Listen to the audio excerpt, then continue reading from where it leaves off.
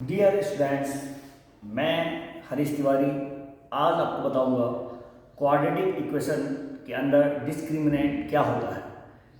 Exam में discriminant के ऊपर एक या दो क्वेश्चन आते हैं और ये दोनों सीबीएसई और यूपी बोर्ड दोनों के लिए ही इम्पोर्टेंट है। तो अभी हम बात कर रहे थे क्वाड्रेटिक इक्वेशन, जिसे हिंदी में द्विघात समीकरण कहते हैं, द्विघात समीकरण भी कहते हैं।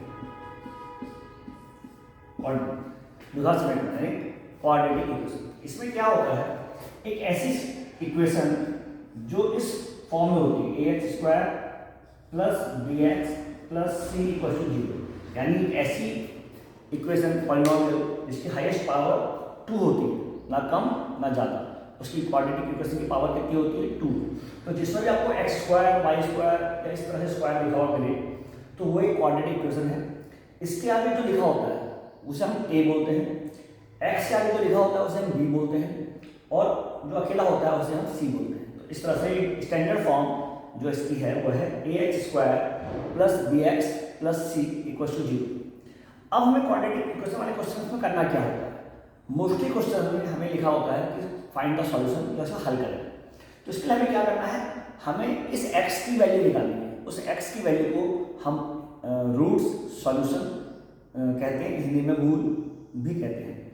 हमें x की वैल्यू निकालनी है। उस x की वैल्यू निकालने के हमारे पास कई तरीके हैं। जैसे हमारे सिलेबस में जो तरीका है, एक है फैक्टराइजेशन यानी गुणनखंड विधि, और दूसरा है क्वाड्रेटिक फॉर्मूला।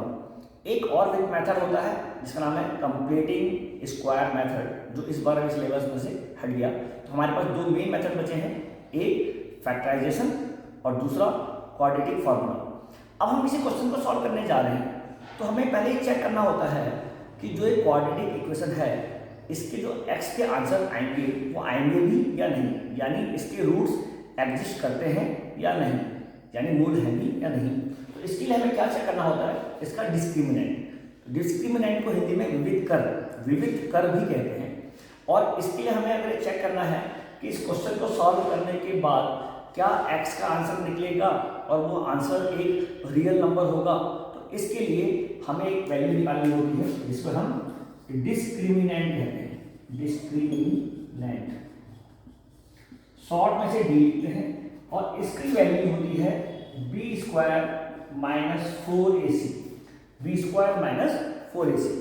अगर हमें किसी क्वाड्रेटिक इक्वेशन के डिस्क्रिमिनेंट की वैल्यू निकल जाती है तो हम बता सकते हैं कि इसके रूट्स एग्जिस्ट करते हैं या नहीं। तो इसकी तीन कंडीशंस हैं, यानी हम फॉर्मूला हो गया बी स्क्वायर माइनस 4ac, और हम एक्स स्क्वायर के आगे लिखी हुई चीज ए है, एक्स के आगे लिखी हुई चीज बी है, और जो अकेली है वो सी है।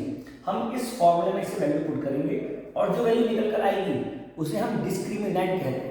अगर हमें डिस्क्रिमिनेंट मिल जाता है तो हम पता कर सकते हैं कि इसके रूट्स एग्जिस्ट करते हैं या नहीं। तो तीन कंडीशन क्या क्या है। पहली कंडीशन फर्स्ट,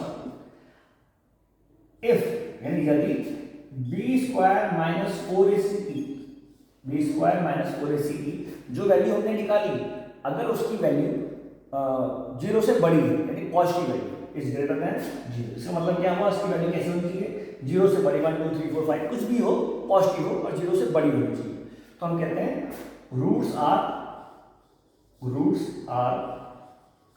रियल, रूट्स यानी एडजस्ट करेंगे रियल है, एंड डिफरेंट यानी इसके दो आंसर आएंगे और दोनों कैसे होंगे, अलग अलग। यानी इसमें x के दो आंसर आएंगे, इस वाले केस में x के दो आंसर आएंगे और दोनों ही आंसर कैसे होंगे, अलग डिफरेंट होंगे, डिस्टिंक्ट भी कहते हैं।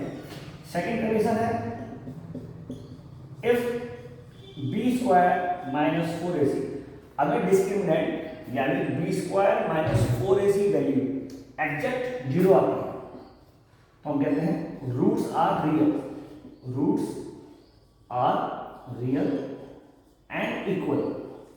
इसमें दो x की दो वैल्यू आएंगे और दोनों कैसे होंगे, same.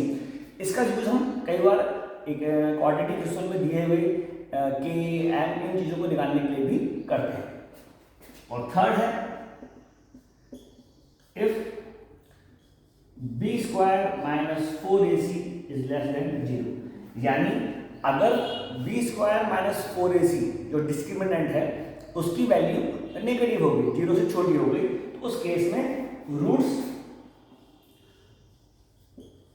Does not exist, does not exist, does not. तो इस केस में जो आंसर आएगा वो रूट के अंदर माइनस में आएगा, और ऐसे आंसर को हम कैलकुलेट नहीं कर सकते, तो हम कह देते हैं रूट्स डज नॉट एग्जिस्ट। और यानी अगर हमें किसी क्वाड्रेटिक क्वेश्चन को सॉल्व करना है तो पहले अगर हम इसे चेक कर लेंगे तो हमें पता चल जाएगा कि उस क्वाड्रेटिक क्वेश्चन के रूट्स कैसे हैं, रियल और डिफरेंट है, रियल और इक्वल है, या एग्जिस्ट नहीं करते। और डिस्क्रिमिनेंट के बेस पर हमारे इसमें क्वेश्चन आते हैं, उसका रीजन मैं आपको बाद में बताऊंगा। Thank you.